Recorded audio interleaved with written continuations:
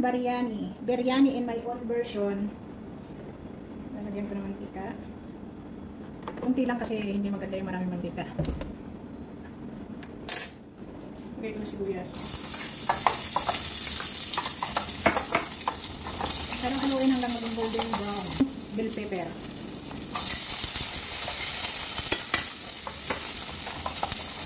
Natin yung manok. Pinakuluan ko na siya.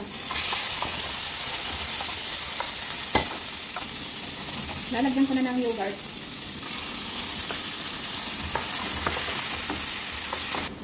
Tapos, ilalagay ko na ang gata. Kunti lang naman.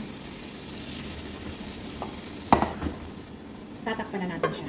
Antayin natin na maluto. Tingnan na natin. Ayan, wala na siyang sabaw. Ilalagay ko na tong kanin. Pinalambot ko na siya. Pinakuluan ko na kanina na kanin. Bigas pala, bigas.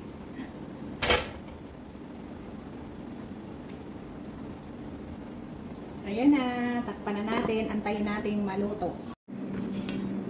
Luto na ang aking biryani.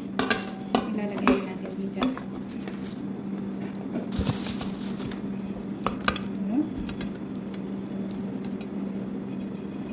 Ayun, may naiwan sa ibabaw.